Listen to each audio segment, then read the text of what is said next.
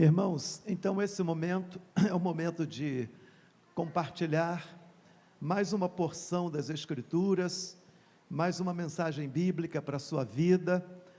Nosso desejo é que cada mensagem bíblica que é ministrada aqui nesse púlpito possa sempre trazer encorajamento, possa sempre trazer compromisso com Deus, possa sempre trazer santificação, enfim, possa sempre cumprir os propósitos de Deus para a sua vida, amém?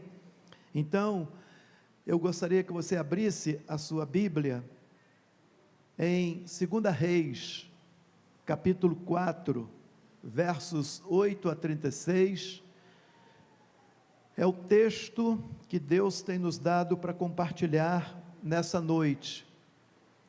2 Reis, capítulo 4, versos 8 a 36, irmãos, há 2 semanas atrás, eu preguei também sobre o profeta Eliseu, só que eu preguei no capítulo 6, para frente um pouquinho, não foi? Então hoje novamente vamos falar sobre o profeta Eliseu, só que no capítulo 4, tá bom? Vamos ficar de pé então, os que puderem, em louvor à palavra de Deus, dos versos 8 a 36, e o tema de hoje é uma vida devotada ao Senhor, tá bom? Então, essa é a nossa temática dentro desse texto bíblico, uma vida devotada ao Senhor. Bem, são dos versos 8 a 37, por amor ao tempo, eu vou apenas ler alguns textos, e vocês apenas vão nos acompanhar. Então, a partir do versículo 8, diz assim: sucedeu também um dia, que indo Eliseu a Sunem, havia ali uma mulher importante, a qual o reteve para comer pão, e sucedeu que todas as vezes que passava por ali, entrava para comer pão, e ela disse a seu marido: eis que tenho observado, que este que sempre passa por nós, é um santo homem de Deus. Façamo-lhes, pois, um pequeno quarto junto ao muro, e ali lhe ponhamos uma cama, uma mesa, uma cadeira e um candeeiro, e há de ser que vindo ele a nós, para ali se recolherá. Agora o verso 14, então disse ele: que se há de fazer por ela? E Geazi disse: ora, ela não tem filho, e seu marido é velho. Por isso disse ele: chama-a. E chamando-a ele, ela se pôs à porta. E ele disse: a este tempo determinado, segundo o tempo da vida, abraçarás um filho. E disse ela: não, meu senhor, homem de Deus, não mintas a tua serva. E concebeu a mulher, e deu à luz um filho, no tempo determinado, no ano seguinte, segundo Eliseu lhe dissera. E crescendo o filho, sucedeu que um dia saiu para ter com seu pai, que estava com os segadores, e disse a seu pai: ai, a minha cabeça! Ai, a minha cabeça! Então disse a um moço: leva-o a sua mãe. E ele o tomou e o levou à sua mãe. Esteve sobre os seus joelhos até o meio-dia e morreu. Agora verso 25. Partiu ela, pois, e foi ao homem de Deus, ao Monte Carmelo. E sucedeu que, vendo-a o homem de Deus de longe, disse a Geazi, seu servo: eis aí a sunamita. Verso 27, chegando ela, pois, ao homem de Deus, ao monte, pegou nos seus pés, mas chegou Geazi para retirá-la. Disse, porém, o homem de Deus: deixai-a, porque a sua alma está triste de amargura, e o Senhor não me manifestou, me encobriu. Verso 30, porém disse a mãe do menino: vive o Senhor, e vive a tua alma, que não hei de te deixar. Então ele se levantou e a seguiu. Verso 32. E chegando Eliseu àquela casa, eis que o menino jazia morto sobre a sua cama. Então entrou ele e fechou a porta sobre eles ambos, e orou ao Senhor. Verso 35. Depois desceu e andou naquela casa de uma parte para outra, e tornou a subir, e se estendeu sobre ele. Então o menino expirou 7 vezes, e abriu os olhos. Então chamou a Geazi e disse: chama esta sunamita. E chamou-a, e veio a ele, e disse ele: toma o teu filho. Até aqui. Senhor, nós lemos a tua palavra, a tua igreja nesta noite ouviu mais essa porção da tua palavra. Eu te louvo, Pai Santo, pela riqueza da tua palavra. Agora nós queremos compartilhar, Deus, aquilo que o Senhor já tem colocado em nosso coração, em nosso pensamento, para falar a este teu rebanho que aqui está. Nosso Deus, capacita-me mais uma vez nesta hora. A minha capacitação vem do Senhor. Deus, eu te peço, no nome do Senhor Jesus, o teu Espírito nesta noite, abra o entendimento da tua igreja, para que possa compreender, Pai, a tua palavra pela minha boca nesta noite. Eu oro agradecido no nome do Senhor Jesus. Amém. Amém? Pode assentar.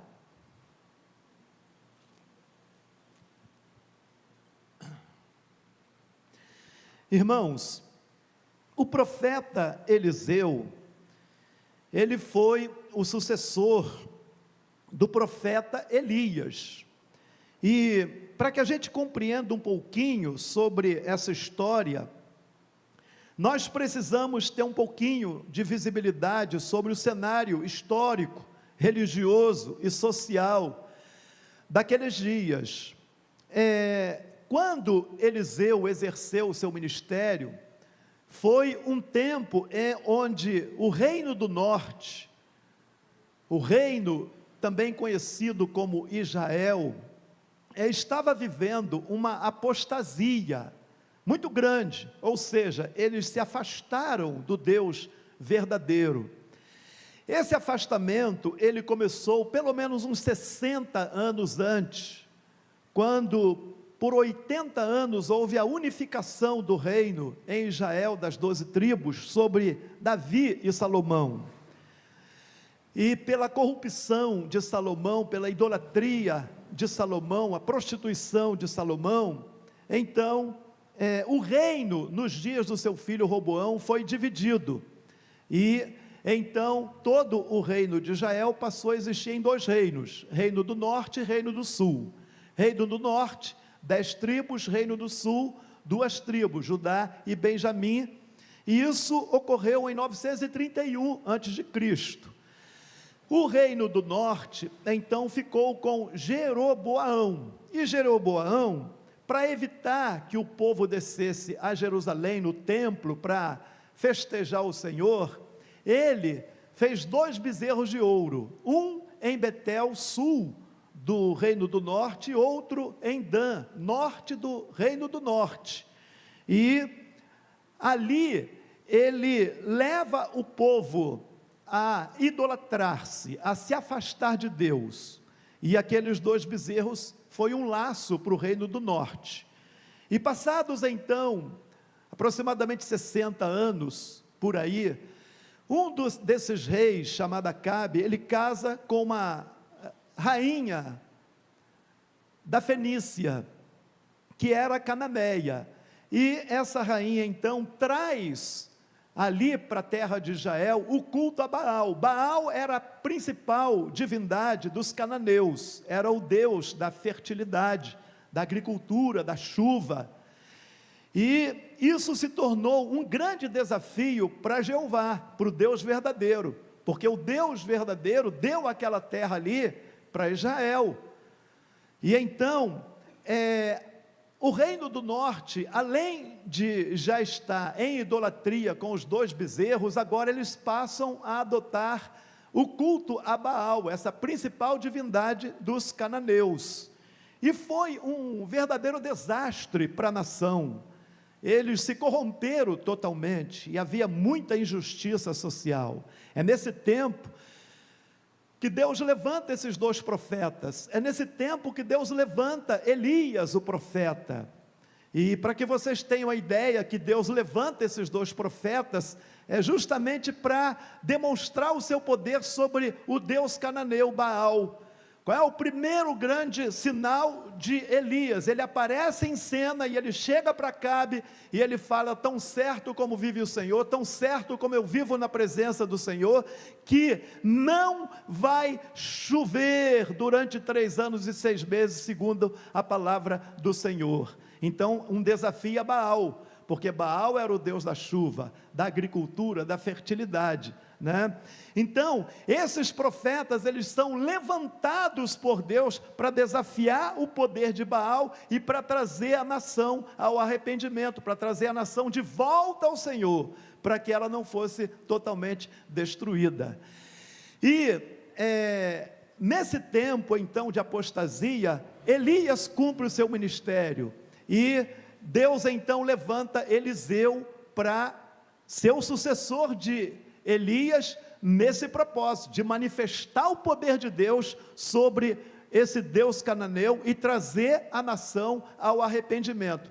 E nós vemos então que no ministério de Eliseu, ele recebe porção dobrada do poder que estava em Elias. A unção dele é mais dobrada ainda do que a unção que estava em Elias. Para que vocês tenham uma ideia, Eliseu realizou 14 milagres, e Elias realizou 7 milagres, né?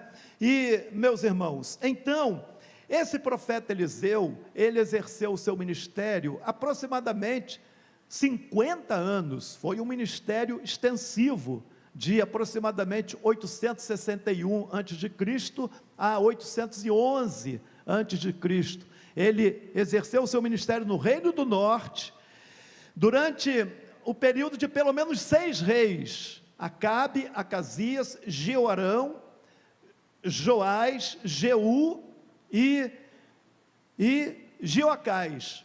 E, meus irmãos, então, quando você observa o ministério desse profeta, você vai ver vários acontecimentos, e dentre os vários acontecimentos de manifestação do poder de Deus, está a história de Eliseu com essa mulher de Sunem. Sunem era uma cidade que ficava ao norte de Israel, no Reino do Norte. Você pegar o mapa, tem Samaria, a capital, e em linha reta você vai ver nos mapas bíblicos que a 30 quilômetros para cima era Sunem, onde habitava essa mulher. E o profeta, ele morava no Monte Carmelo, que ficava a 25 quilômetros também a oeste de Sunem.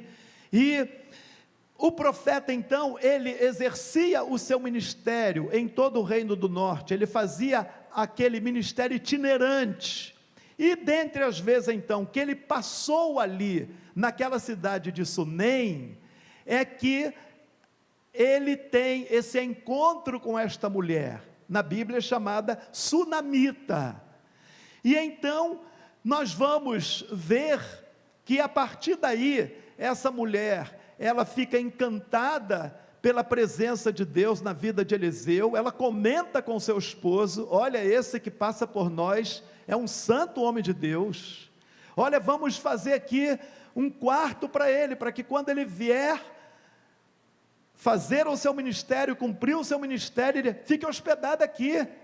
E o esposo e ela construíram o quarto, e Eliseu então começou a hospedar-se ali, e numa dessas hospedagens então, Eliseu pergunta para o seu moço: a gente poderia fazer alguma coisa por essa sunamita, veja quanta bondade dela para conosco. E o moço do profeta fala para Eliseu: olha, ela não tem filho, seu esposo já é velho. Eliseu chama então a sunamita e faz uma promessa para ela, que ela seria mãe. No ano seguinte ela seria mãe. Aquela promessa se cumpriu literalmente. Passou um tempo, aquele menino cresce, vai para a lavoura trabalhar com seu filho, com seu pai. passa mal, e é levada às pressas para casa. Chega em casa, acontece uma tragédia, aquele menino da promessa morre. Ela então, o que ela faz? Ela vai ao encontro do homem de Deus, lá no Monte Carmelo, e se agarra com o homem de Deus, e compartilha a sua dor com o homem de Deus. Eliseu a acompanha, chega na sua casa. Eliseu é usado por Deus, e faz um milagre maravilhoso, o menino é ressuscitado, e aí termina essa história. E então, irmãos, diante desses acontecimentos, dessas narrativas, o que é que eu percebo, e que a gente pode extrair para as nossas vidas, nessa noite? O que eu percebo, é que Deus chama o seu povo, a uma vida de total devoção a Ele. Deus te chama, Deus me chama, Deus chama a sua igreja, a uma vida de compromisso, a uma vida aos pés do Senhor, de obediência a Ele, de compromisso com Ele, a uma vida devotada a Ele, e é o que nós vemos aqui no profeta Eliseu. E então essa história, eu vejo 4 exemplos, de uma vida devotada ao Deus Todo-Poderoso, e é isso que eu quero compartilhar com vocês. Então vamos lá? O primeiro exemplo que eu encontro nessa história, de uma vida então que é devotada a Deus, é que é usado por Deus para fazer diferença entre luz e trevas. É usado por Deus para fazer diferença entre luz e trevas. Comente aí com o irmão que está ao teu lado: você tem feito diferença entre luz e trevas? Pergunte aí, você tem feito essa diferença? Irmãos, é exatamente isto que a mulher sunamita percebe em Eliseu. É exatamente isso. O verso 9, o que diz? E ela disse a seu marido: eis que tenho observado que este que sempre passa por nós, é o que, gente? Um santo homem de Deus. Olha aí, era um tempo de quê na nação de Israel? Um tempo de apostasia, um tempo de densas trevas, um tempo onde o povo se corrompeu totalmente. Havia a idolatria aos bezerros de ouro, e agora a idolatria a Baal. Então a nação estava obscurecida, o diabo estava escravizando a nação de Israel, o reino do norte. Eles estavam vivendo em densas trevas, e então, meus irmãos, através desse profeta, a sunamita, essa mulher de Sunem, o texto diz que ela era uma mulher importante. Algumas versões bíblicas falam que ela era mulher de status, ou seja, uma mulher de posse. Ela olha para o profeta e ela comenta com o seu esposo: eu tenho observado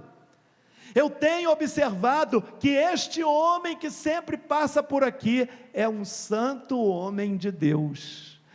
Vejam, irmãos, o exemplo que Eliseu está nos dando, no meio de uma sociedade de trevas, onde a escuridão de Satanás reinava, mas Deus estava usando esse profeta para brilhar a sua glória, para resplandecer a sua luz no meio das trevas, para trazer aquele povo a salvação, para trazer aquele povo o arrependimento, para que aquele povo se volte ao Deus verdadeiro. E por que isso, irmãos? Porque Eliseu era alguém que vivia uma vida de total devoção ao Senhor.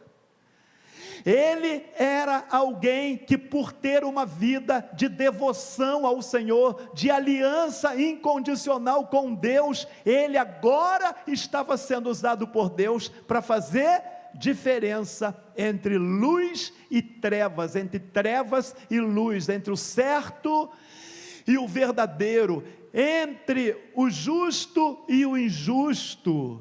Ah, meus irmãos, Deus, Ele, assim como Ele usou esse profeta no passado, e por que Deus usou o profeta Eliseu para fazer diferença entre luz e trevas, porque Eliseu era alguém que temia Deus. Eliseu era alguém que foi discípulo de Elias.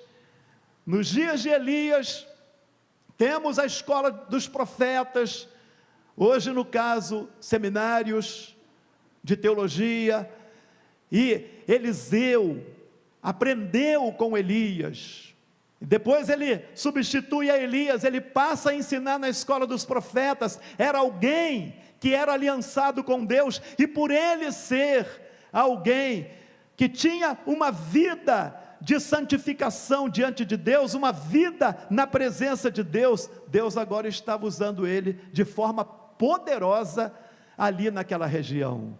Amados, é assim que acontece, quando eu e você temos na nossa vida a sós com Deus, na nossa vida de devoção a Deus, compromisso com Deus, quando eu e você, meu irmão, minha irmã, no nosso quarto secreto, vivemos na presença de Deus com uma consciência limpa, somos subordinados à palavra de Deus, inevitavelmente, nós, na nossa sociedade corrompida, nós vamos fazer diferença também entre luz e trevas. Esse é o propósito de Deus, esse é o plano de Deus, esse é o desejo de Deus, que Ele use eu e você, nessa sociedade nossa, de trevas, de idolatria. E o apóstolo Paulo, ele falou muito bem isso à igreja, aos Filipenses, no capítulo 2, versículo 15, ele vai falar: para que sejais sinceros, irrepreensíveis, filhos de Deus inculpáveis, no meio de uma geração perversa e corrompida, entre a qual resplandeceis como astros no mundo. Deus chama a igreja para fazer diferença entre luz e trevas. Deus chama a mim e a você, no meio dessa geração corrupta e perversa, para brilhar como astros de Deus nesse mundo. Entenderam, irmãos? Mas para isso é necessário, como o profeta Eliseu, vida de devoção ao Senhor nosso Deus. Filipenses 4:5, novamente o apóstolo Paulo exorta a igreja em Filipos sobre essa questão, e ele novamente fala: seja conhecido de todos a vossa retidão, e algumas versões, a vossa honestidade, porque perto está o Senhor. Entenderam, irmãos? Então, eu quero fazer uma pergunta para você nessa noite, que está aqui: qual é a observação que as pessoas estão tendo de você na nossa sociedade? Qual é a observação, qual é o parecer que elas estão tendo? A mulher em Sunem, qual foi a observação que ela teve de Eliseu? Qual foi a observação? Foi boa ou foi ruim? Foi boa, né? E por que foi boa? Porque ele tinha vida de devoção ao Senhor. E qual é a observação que as pessoas estão fazendo hoje de mim? De você, quando você sai na rua ali, quando você passa, o que as pessoas estão comentando de nós? Elas estão comentando aquilo que glorifica a Deus, aquilo que exalta o nome de Deus, ou aquilo que escandaliza o Evangelho de Deus? Meus irmãos, diante dessa expectativa, em primeiro lugar, nós precisamos ser imitadores de Deus, em uma geração corrompida. Amém ou não? Nós fomos chamados para isso, para imitar o estilo de vida do Senhor Jesus. 1 Coríntios 11:1, que é que diz? Sede meus imitadores, como eu sou de Cristo. O apóstolo Paulo era imitador de Cristo, e ele orientava a igreja para que imitasse o estilo de vida dele, porque ele imitava Cristo. E da mesma forma, ele vai falar também aos Efésios, a mesma palavra, Efésios 5:1, ele vai falar: sede, pois, imitadores de Deus, como filhos amados. Nós fomos chamados, irmãos, para imitar o estilo de vida de nosso Senhor Jesus aqui na terra. Nós fomos chamados por Deus como filhos amados, para resplandecer a luz da glória do Evangelho na nossa vida. Nós fomos chamados para sermos parecidos com Cristo Jesus, para termos um caráter semelhante ao de Cristo. A igreja foi salva para isso. Segundo lugar, nós então precisamos, para fazer diferença entre luz e trevas, precisamos viver em santificação. O apóstolo Pedro, ele fala capítulo 1, versos 15 e 16, assim como é santo aquele que vos chamou, sede também vós santo, em toda a vossa maneira de viver, porque está escrito, sede santo, porque eu, o Senhor, sou santo. Hebreus 12, 14, segui a paz e a santificação, sem a qual ninguém verá o Senhor.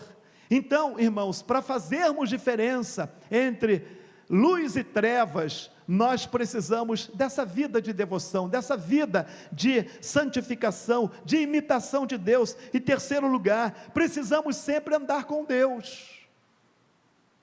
Nós precisamos então andar com Deus. Vemos no capítulo 5 de Gênesis 24, o que aconteceu com Enoque? O que aconteceu com Enoque, irmãos? Ele foi trasladado, um tipo de arrebatamento. Por que ele foi trasladado? Por que Enoque foi trasladado, irmãos? Por quê, gente? Porque ele andava com Deus nos seus dias, e nós vemos nesse mesmo contexto agora, nesse cenário de densas trevas, o que acontece no capítulo 2 de 2 Reis 11, o que aconteceu com Elias o profeta? Ele também foi trasladado, porque a Bíblia fala, Elias andava na presença de Deus. Deus nos chamou para continuamente a gente andar na presença de Deus, sabe por quê? Porque nós vamos viver eternamente na presença de Deus. Se nós não andamos na presença de Deus aqui, como que nós vamos andar na presença de Deus na eternidade, irmãos? Porque se nós não andamos na presença de Deus aqui, nós somos estranhos a Deus. Entenderam? Então Deus nos chama a uma vida de devoção, como Ele usou Eliseu, Ele quer te usar nessa geração, amém? Segundo exemplo, de uma vida devotada ao Senhor, na história aqui da Sunamita, com o profeta Eliseu. Aí, irmãos, eu vou observar que o segundo exemplo aqui, é que é usado por Deus para abençoar. Quem tem uma vida devotada a Deus, é usado por Deus para abençoar. Então, eu não vou ler os versos todos, mas os versos 11 e 17, vai mostrar claramente isso, porque os versos 11 a 17, veja o que o profeta Eliseu vai falar para Geazi, o seu moço. Verso 11 diz assim, e sucedeu que um dia, chegou ele ali, recolheu-se àquele quarto e se deitou. Aí o verso 12, então disse ao seu servo Geazi, chama esta sunamita, e chamando-a ela se pôs diante dele, porque ele tinha falado a Geazi, e disse-lhe, eis que tu nos tem tratado com todo desvelo, que se há de fazer por ti? Haverá alguma coisa que se fale por ti ao rei, ou ao capitão do exército? Disse ela, eu habito no meio do meu povo. Ou seja, eu habito tranquilo, profeta Eliseu, graças a Deus está tudo bem, graças a Deus eu habito no meio do meu povo em paz, Deus tem me abençoado, graças a Deus, apesar da nação estar em apostasia, mas Deus tem me abençoado. Mas qual era o propósito do profeta, irmãos? O propósito do profeta era fazer o quê? Era abençoar aquela mulher. E por que ele queria abençoar aquela mulher? Porque a generosidade dela para com ele. Ele comenta com o seu moço, ela tem nos tratado com tanta gentileza, ela tem nos tratado com tanto amor, ela preparou um quarto para a gente, Gease. Gease, o que a gente pode fazer por ela? Será que a gente pode fazer alguma coisa por ela? Chama ela. E ela veio, e ele fala para ela: você tem algum pedido ao rei? Tem algum pedido ao comandante do rei? E ela dá essa resposta para ele: não, está tudo bem, tudo tranquila. E aí depois, nos versos seguintes aqui, até o 17, nós vamos ver o quê? Nós vamos ver que Gease compartilha com o profeta: olha, ela não tem filho, o esposo dela já é idoso, ela não tem filho. E então o profeta novamente chama a mulher e faz uma declaração para a mulher: olha, no ano seguinte você vai ser mãe, Deus vai te abençoar, você vai abraçar um filho. E ela fica meia que: não enganes, meu senhor, a tua serva. E aquilo se cumpriu, irmãos, literalmente. Eliseu foi usado por Deus para abençoar aquela mulher. Irmãos, esse é o grande exemplo de uma vida que é devotada a Deus. Uma vida que é devotada a Deus, uma vida que anda com Deus, uma vida que tem conhecimento de Deus, uma vida que foi restaurada por Deus, uma vida que foi transformada pelo poder de Deus, é uma vida que vive abençoando. O grande problema hoje qual é, irmãos? Que as pessoas estão à procura das bênçãos. As pessoas vivem sempre à procura das bênçãos, mas não querem compromisso com o Deus que abençoa. Entenderam, irmãos? Então, nós vemos aí que a morte da panela, em nossos dias, há um veneno na panela, há um veneno no Evangelho de Deus hoje, em nossos dias, e muita gente está comendo o veneno. É preciso botar farinha na panela para matar o veneno, ou seja, doutrina, ensino, evangelho verdadeiro. Irmãos, vejam que hoje há uma inversão de visão sobre o verdadeiro evangelho. Quantas pessoas que nos deixam porque o outro está fazendo milagre ali. Quantas pessoas saem daqui e alguém abre uma porta ali e se intitula profeta, revelação, visão, curas miraculosas, e muitos vão atrás desses, e certamente depois vem a decepção, não tenho dúvida disso. Por quê? Porque estão com uma visão errada do evangelho, estão com uma visão que não é a visão verdadeira do evangelho. Sabe por quê, meus irmãos? A Bíblia diz que quem vive o evangelho, quem é de Cristo, quem foi regenerado, não vive à procura de bênçãos, não, é o contrário. É o contrário. Quem vive o evangelho é um abençoador. É isso, esse é o evangelho. Eu sou o abençoador nato, você é abençoador nato, se você vive o evangelho, se você tem vida devotada a Deus. Efésios 1:3, o que é que diz, irmãos? Efésios 1:3, porque em Cristo fomos abençoados com toda sorte de bênçãos nas regiões celestiais. O verdadeiro crente, ele já foi abençoado, ele não precisa buscar as bênçãos, porque ele já é abençoado, e a Bíblia diz que ele é abençoado com toda sorte de bênçãos nos lugares celestiais. Olha aí, ele é rico espiritualmente, ele pode ganhar um salário mínimo, ele pode estar desempregado, viver de biscate, ele pode ter uma casinha muito simples, ele às vezes não tem nenhuma bicicleta, ele caminha a pé, mas ele é cheio das bênçãos de Deus. Ele é portador das bênçãos de Deus, porque ele vive o verdadeiro evangelho, o evangelho da nossa salvação, esse evangelho que é o poder de Deus para a salvação de todo que crê, irmãos. Esse é o verdadeiro evangelho. Eu e você, irmãos, fomos chamados para abençoar. Eliseu tinha essa vida devotada a Deus, E o que ele fez? Ele abençoou a sunamita. E eu quero fazer uma pergunta para você: você tem sido um abençoador ou vive sempre à procura de ser abençoado? E aí? Qual foi a última vez que você abençoou alguém? Qual foi a última vez que você abençoou alguém? Uma pessoa carente, ou às vezes não carente, às vezes uma pessoa não carente, né? Mas abençoa, dá uma oferta, chama para tomar um café. Eu recebo aqui irmãs, às vezes a dona Regina traz uma cocada para mim, a Ivana traz um bolo, estão sempre abençoando, né? Portadoras de bênção. Esse é o evangelho, mas não é só para o pastor, traz para os outros também.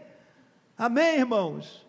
É isso, porque a igreja, ela foi chamada para abençoar, para manifestar essa graça maravilhosa de Deus. Cristo, irmãos, nos enriqueceu, entenderam? Mas não é riqueza material não, porque a riqueza material se corrompe, mas Cristo nos enriqueceu. Eu e você somos cordeiros de Cristo, somos herdeiros de todas as coisas do universo. O universo é nosso, porque o nosso Deus é o nosso Salvador, e nós somos herdeiros dele, nós somos ricos. Quem não tem a Cristo, até o que tem, a riqueza que tem, não tem. Entenderam, irmãos? Gil Briscoe, ele diz assim: o amor não diz, dê-me, mas sim, deixe que eu lhe dê. Agora compartilhe aí com o irmão que está perto de você: deixe que eu lhe abençoe. Amém, irmãos? Amém, irmãos? Vocês observaram aqui, como que a mulher de Sunem, ela foi abençoada. E engraçado que quando você observa esse exemplo aqui em Eliseu, da mulher de Sunem, vocês observem que ela foi abençoada, não foi? Mas engraçado que ela, antes de ser abençoada, ela abençoou o profeta. Bênção gera bênçãos. Amém, irmãos? Quanto mais eu abençoo, mais eu sou abençoado, irmãos. Atos capítulo 20, 35, o apóstolo Paulo, ele fala que nosso Senhor Jesus falou assim: mas bem-aventurada coisa é dar do que receber. Mas bem-aventurada coisa é dar do que receber. Olha que coisa maravilhosa. Mas bem-aventurada, maior felicidade há, maior alegria há em eu dar, em eu doar, em eu abençoar meu próximo. Não tem felicidade maior do que essa. Então, irmãos, nessa noite é tempo de nós manifestarmos as bênçãos de Deus na nossa vida, e abençoarmos o nosso próximo, e abençoarmos a igreja de Deus, e pararmos de correr atrás de morte na panela, de ventos de doutrina, de buscar isso, buscar aquilo. Nós já temos tudo, nós temos a Cristo, o Rei da Glória, o Senhor do Universo, amém? Tudo é nosso, nós somos de Cristo, aleluia.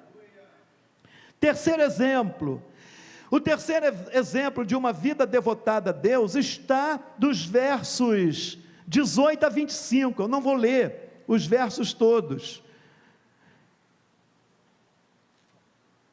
mas observem, meus irmãos, os versos 18 a 25, nós vamos ver um outro exemplo aí de uma vida devotada a Deus. Sabe qual é o outro exemplo aí? Terceiro exemplo é que essa pessoa é usada por Deus para trazer esperança nas aflições. Quem tem uma vida de devoção a Deus é sempre usado por Deus para trazer esperança em meio às tragédias do nosso próximo. Isso, irmãos, é muito claro aqui nos versos 18 a 25. O verso 18 diz assim, e crescendo o filho, sucedeu que um dia saiu para ter com o seu pai, que estava com os segadores, e disse a seu pai: ai minha cabeça, ai minha cabeça. Então disse ao moço: leva-o a sua mãe. E ele o tomou e o levou à sua mãe, esteve sobre os seus joelhos até ao meio-dia e morreu. Verso 25, irmãos: partiu ela e foi ao homem de Deus, ao Monte Carmelo. E sucedeu que, vendo o homem de Deus de longe, disse a Geade seu servo: eis aí a sunamita. Irmãos, o que acontece aqui? Acontece uma tragédia na vida daquela mulher. Aquele filho que veio ao mundo por profecia do profeta, por uma palavra profética do profeta de Deus, do homem de Deus. Agora, não sabemos a idade, mas certamente uma criança de uns 10 ou 12 anos, por aí. Naquele tempo, no meu tempo de criança, a gente trabalhava na roça, com 6 anos, 7 anos, a gente já trabalhava na roça, ajudando os pais. Hoje essa frescuragem aí, de celular, mas naquele tempo, no nosso tempo, na nossa geração ainda, as crianças já ajudavam os seus pais, e não tem nenhuma delas com depressão, todas elas são mentalmente saudáveis, porque aprendem a necessidade, aprendem a trabalhar, e aquele menino não era diferente, já estava na lavoura com o seu pai, e ali passou mal, e foi levado por um dos servos à casa de sua mãe, e morreu, gente, morreu. Olha, irmãos, veja que situação daquela mulher. Imagine você, minha irmã, seu filho passa mal e ele falece no seu colo. Bem, o que aconteceria? Bem, nós poderíamos aqui ver uma mulher que iria ficar desesperada. Nós poderíamos ver aqui uma mulher que iria chorar, poderia desmaiar, etc e tal. Mas, irmãos, o que essa mulher faz, irmãos? No momento daquele de dor, no momento de uma tragédia tão grande, de uma fatalidade tão grande, o seu filho morreu, ela pega a criança, pega o corpo da criança, coloca no quarto do profeta, e manda recado para o seu esposo, para que mandasse um moço, um servo, albardasse o jumento, e ela se dispõe a ir ao Monte Carmelo. De Sunem, segundo as estatísticas bíblicas, de Sunem ao Monte Carmelo, é 25 quilômetros, então, é uma média da enseada onde eu moro, na Serra d'Água, e ela albarda o seu jumento com o seu moço, e ela se dispõe a cavalgar 25 quilômetros, eu já fiz a cavalgada de cavalo, da enseada até lá na Serra d'Água, dá 2 horas e 20 minutos, é aproximadamente 22, 23 quilômetros, então essa mulher aqui, ela cavalgou aí 2 horas e meia, 2 horas e 40, até chegar no Monte Carmelo. Monte Carmelo significa também presença de Deus, e ela chega lá, irmãos, e ela vai ao profeta Eliseu. E por que ela vai ao profeta Eliseu, irmãos? Sabe por quê? Porque ela sabe que o profeta Eliseu tinha resposta para aquele momento. Ela sabe que o profeta Eliseu tinha uma palavra de esperança para aquele momento. Ela sabe que o profeta Eliseu iria ser usado por Deus para abençoar a vida dela naquele momento tão difícil. Meus irmãos, é isso. Quem tem uma vida devotada a Deus é usado por Deus na nossa geração, sempre para trazer uma palavra de esperança, para o aflito, para o deprimido, para aquele que está vivendo uma fatalidade, uma tragédia. Deus, Ele levanta a mim e a você, no nosso tempo, para sempre ter uma palavra de esperança, para as dores da humanidade, para as tristezas da humanidade, para as tragédias da humanidade, mas para que eu e você tenhamos sempre uma palavra de esperança. E eu vou falar para você, Deus quer te usar muito, Deus quer nos usar muito. Tem muitas pessoas que estão desesperançadas, tem muitas pessoas que estão vivendo verdadeira tragédia na sua família, precisando de uma palavra de esperança para a sua vida. Foi o que a sunamita fez. E por que ela buscou o homem de Deus? Porque ela sabia que ele tinha uma palavra de esperança para ela naquele momento. Por quê? Porque Eliseu era esse homem de Deus naquela geração apóstata, naquela geração corrompida, naquela geração afastada da glória de Deus. Hoje, meus irmãos, eu e você somos os profetas de Deus. Eu e você somos um sacerdócio real, nação santa. Fomos escolhidos por Deus para anunciar as virtudes daquele que nos chamou das trevas para o seu reino maravilhoso. Então, amados, Deus quer nos usar sempre com uma palavra de esperança para aquele que está aflito, para aquele que está oprimido, porque a mensagem do Evangelho de Deus, ela traz, irmãos, esperança ou não? A mensagem do Evangelho é a mensagem que traz esperança, traz libertação, traz cura, traz restauração, traz refrigério, traz superação, traz bem-estar, traz a glória de Deus, traz o renovo de Deus, a mensagem do Evangelho.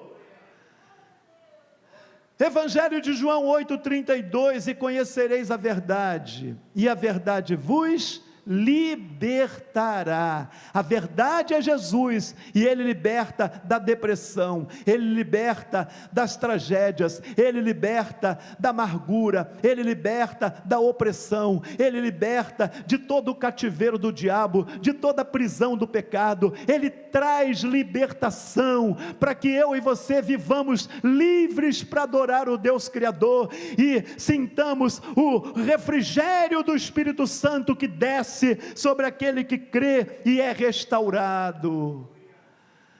Na morte de Lázaro, nosso Senhor Jesus, depois de 4 dias, chega ali naquela família que ele amava tanto. Marta, então, recebe o Senhor e fala para o Senhor: ai, meu Senhor, já é de 4 dias, se o Senhor estivesse aqui.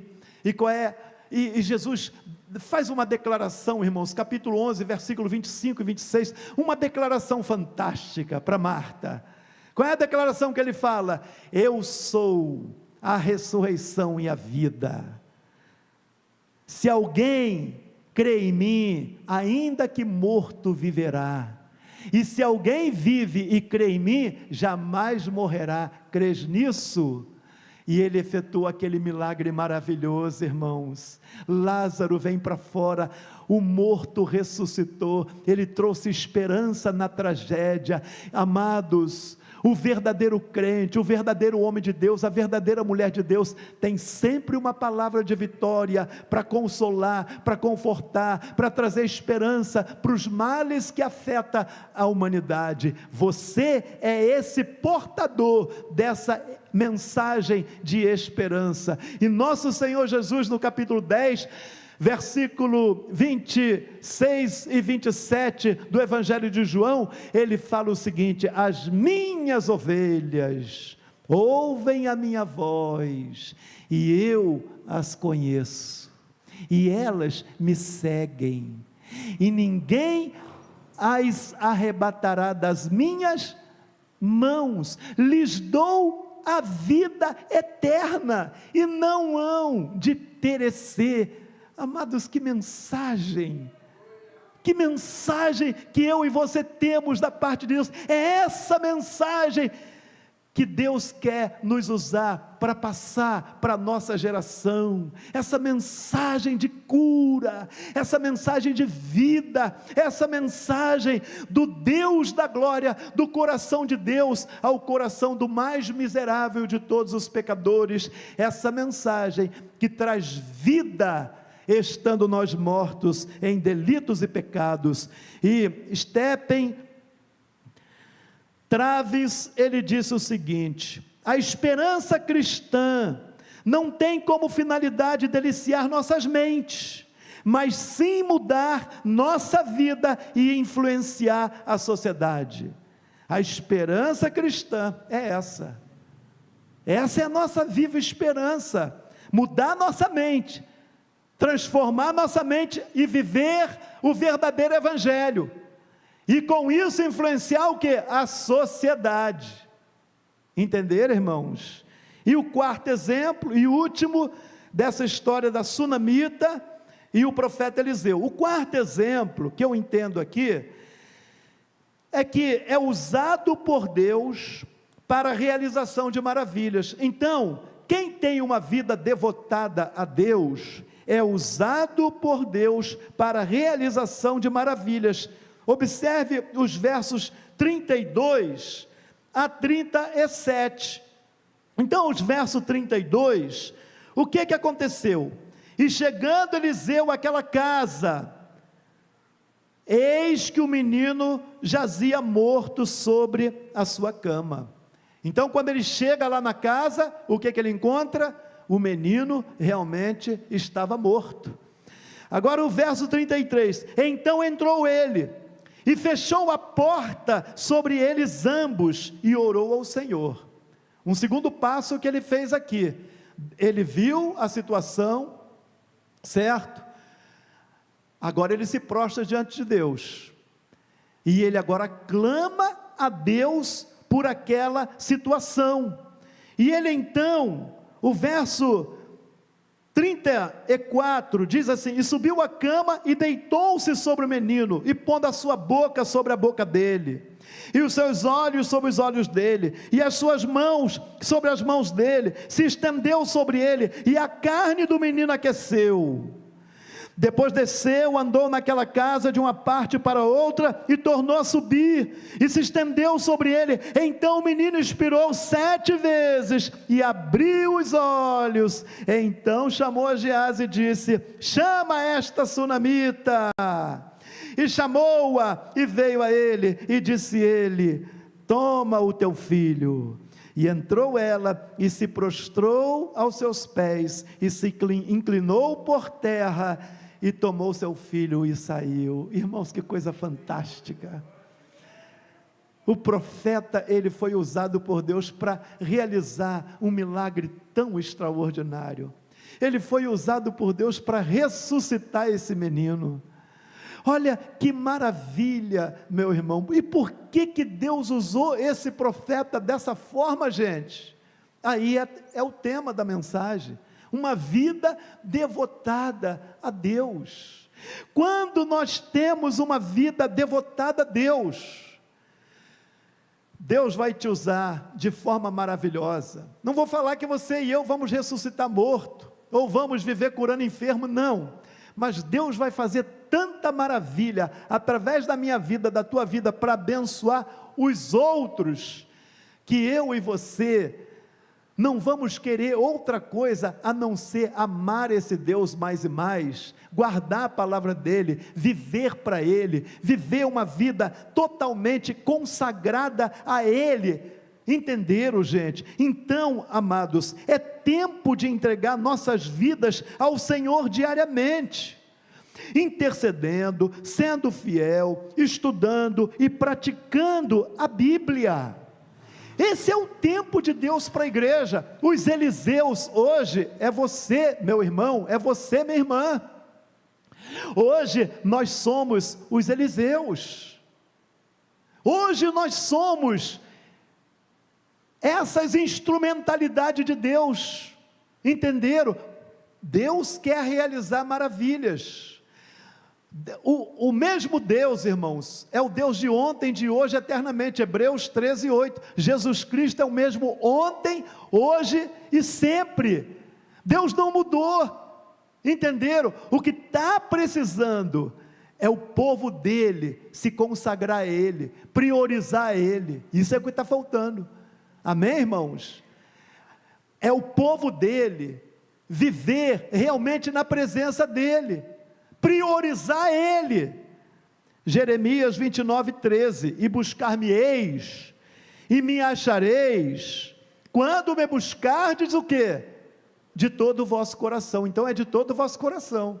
Às vezes você busca Deus superficialmente, busca Deus só por buscar, busca Deus por alívio de consciência, entenderam? Mas não buscou de coração, não abriu o coração, não rasgou o coração, não se entregou totalmente de coração a Deus, você não vai ver maravilhas.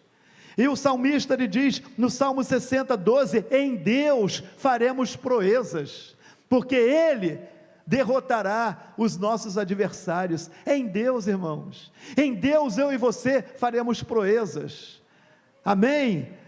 Olha, Deus ele quer nos usar como vaso de honra. O salmista 86:10 fala, só tu és Deus, só tu és grande, e só tu fazes maravilhas, é isso, e Ele quer vidas devotadas a Ele como Eliseu, para fazer maravilhas. Então nós aprendemos nessa noite, esses 4 exemplos, de uma vida devotada ao Senhor. Primeiro exemplo, fazemos diferença, entre luz e trevas. Segundo exemplo, de uma vida devotada a Deus, eu vou parar de pregar aqui nessa igreja, porque esqueceram. Vocês estão querendo ir embora? Eu vou parar essa mensagem. Segundo exemplo de uma vida devotada a Deus. Graças a Deus, me salvaram. É usado para abençoar, irmãos, amém? Terceiro exemplo de uma vida devotada a Deus. Essa está ligada, né? Quem foi que falou, traz esperança? Simone, parabéns, Simone. Traz esperança aos aflitos, né? E o quarto exemplo de quem tem uma vida devotada a Deus, realização de maravilhas. Vamos ficar de pé? Você tem sido esse exemplo? Reflita sobre isso, eu quero orar.